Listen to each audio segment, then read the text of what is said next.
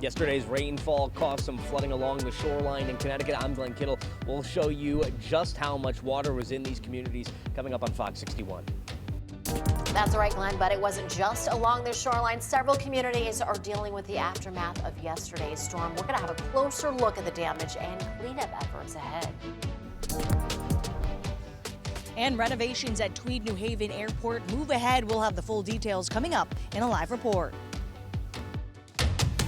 It is Wednesday, July 22nd. Thanks for joining us here as we're halfway through the work week on Fox 61. I'm Bridget Piorlo. And I'm Erica Arias. A lot calmer this morning. Oh, yeah. Thank goodness. Thankfully. We're glad you're starting off your day with us. We're checking in with Rachel Piscatelli. She's outside. Good morning, Rachel. Now, let's go outside to the New England Patio and Hearth Outdoor Studio.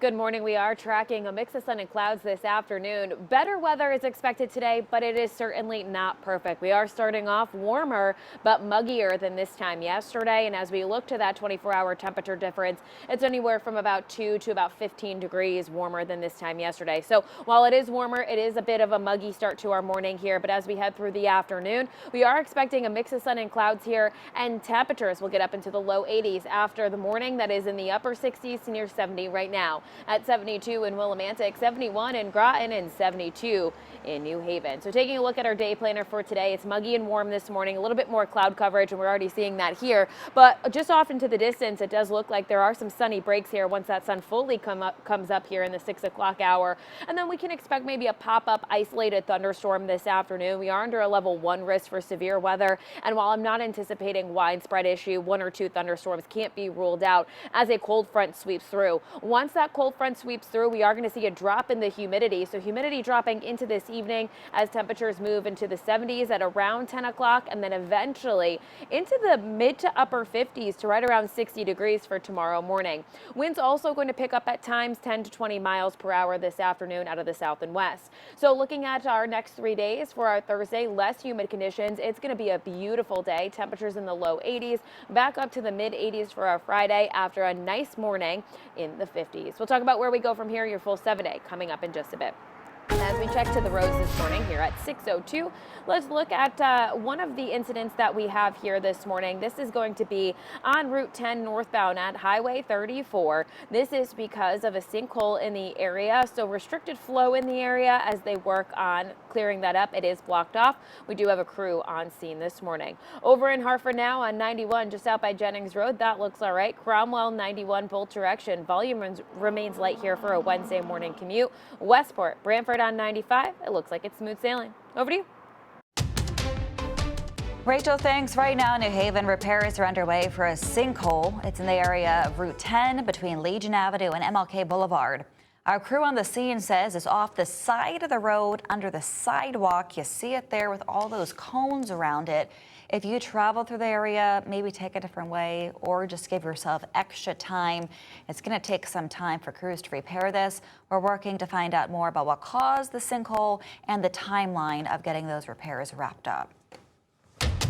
Yesterday's heavy rainfall caused flooding in a lot of parts of our state, especially down on the shoreline. So that's where we find Fox 61's Glenn Kittle. He's live in West Haven this morning where that flooding stands. And how are people dealing with it? There's just so much water in such a short period of time, Glenn. Yeah, good morning. Right now, as the flooding stands this morning, there's very little remnants of it that we're seeing right now, at least on Kilbourne Street right here. Just behind us, this road closed off for through traffic. However, we've seen people going by these cones because the water is now subsided into the drainage and the sewers.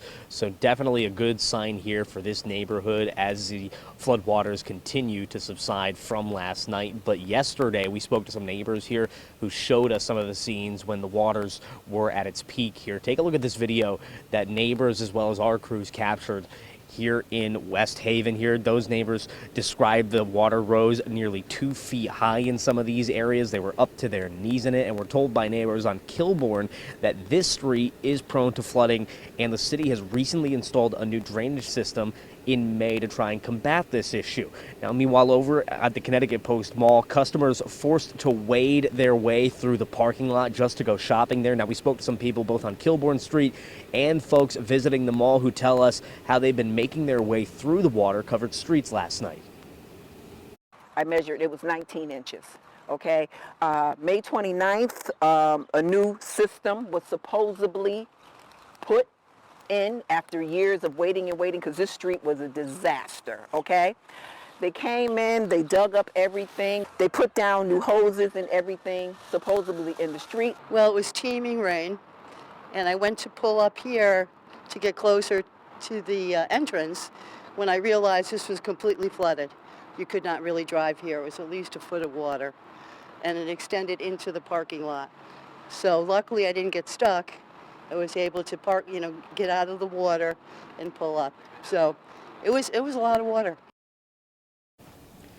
Now, this flooding came about a month after the Connecticut Department of Energy and Environmental Protection announced more than $5 million worth of grant funding would go toward the ongoing effort to prepare for major weather and climate events like this one. Now, 14 Connecticut cities, towns, and nonprofits were among those to receive the financial aid. Each was required to submit a project proposal to DEEP to explain just how they would combat some of these climate-related crises. And right as of now, when we looked at that list, both West Haven and New Milford were not on it. Live in West Haven, Glenn Kittle, Fox 61. So much rain in such a short period of time, Glenn. Thanks for bringing that to us. People in Meriden also had to deal with flooded streets. Check this out. This is what it looked like in Pratt Street. Several areas of the city have a long history of flooding.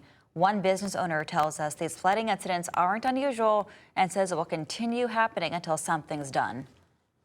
And they don't clean everything.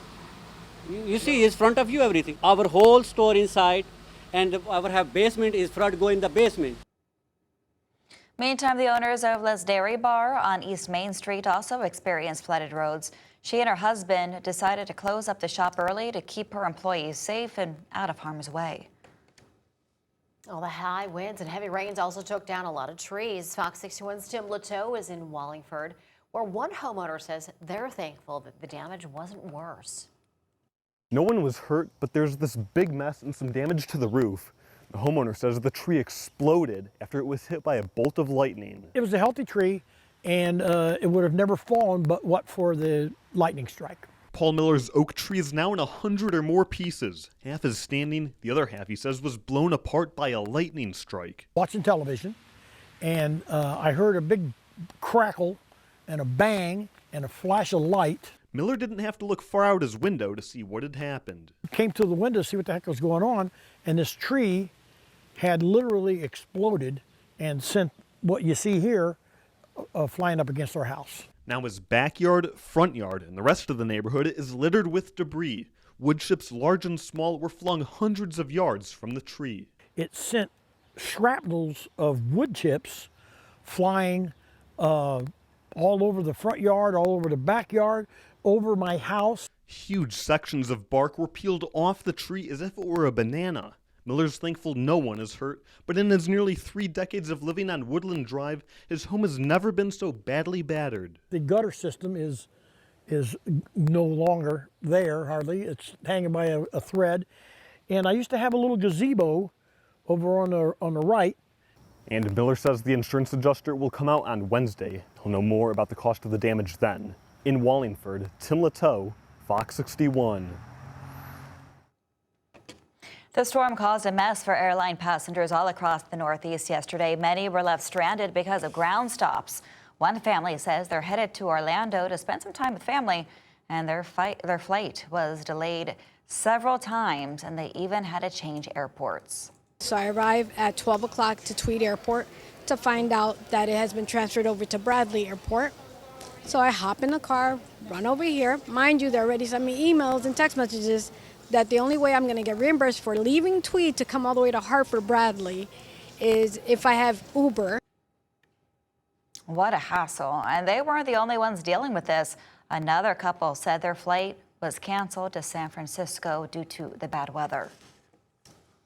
Well, meantime, areas of Tweed New Haven Airport were flooded yesterday. On the airport's website, it says the airport operations will continue as normal today, but you will notice cleanup crews in certain areas. If you need some help navigating around some of those areas, make sure you ask for assistance. Expansive renovations to Tweed New Haven Airport are now one step closer to becoming reality. The U.S. Court of Appeals yesterday ruled proper protocol and procedures have been followed during the environmental review stage, despite arguments otherwise. Fox 61's Aaron Coogan is live from Tweed this morning. And Aaron, this stems from years of pushback on this massive project. Yeah, well, it was back in 2024 that the town of East Haven and environmental activists filed an appeal against the project. Their concerns, environmental disruptions that they say they were already experiencing in the earliest stages of those renovations. Now take a look. These are the renderings of the proposed changes at Tweed. The sprawling $250 million project includes the extension of existing runways, building a brand new 70,000 square foot terminal, and adding a new entrance for travelers on the East Haven side of the property. And while the town's earlier appeal argued that the FAA's environmental review was inadequate and did not comprehensively analyze the project's potential effect on flooding, stormwater pollution, wetlands, and sea level rise, this week's federal court ruling says otherwise, emphasizing, in fact, enough has been done to satisfy environmental regulatory procedure. The ruling moves the project one step closer to the finish line. Now, this isn't to say renovations in its entirety have been approved. There are several other approvals that need to be granted to really get this thing up and going. But for proponents of the project and for the airport itself, this is a major step in the right direction. We're live at Tweed. Aaron Coogan, Fox 61. 6:11 now, and officers in Windsor Locks have identified the two former workers at the Bickford Healthcare Center who were arrested in connection to a 93-year-old woman's death. Police identified them as Pappy Bebo and Yushena Obi. Both have since posted bond.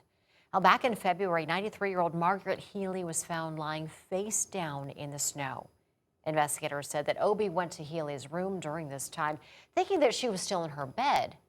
Police think Healy left the center through an employee entrance that was supposed to be locked. They said that when Obi noticed Healy was gone, she told Bebo, who said he was surprised, even though Healy was known to wander and even wore an ankle monitor so that staff could watch her movements. During the conversation, one of them said, quote, "We will go to jail if we don't fix this situation." That gives us insight into the mindset that they knew that they had missed some significant steps in their treatment. And again, we're trying to do damage control. Bebo's registered nurse license has now been suspended. Both suspects are expected back in Hartford court on August 7th. Coming up next here on Fox 61 this morning, getting your pet's medication may have just gotten a little easier. CVS is now filling prescriptions for dogs and cats nationwide. We'll have more details. And two iconic brands are joining forces, what the new Kraft Heinz and Disney partnership means for visitors at the parks. And the House moves early to avoid a government shutdown. We'll tell you why lawmakers approved a temporary spending bill months ahead of schedule. Stay with us.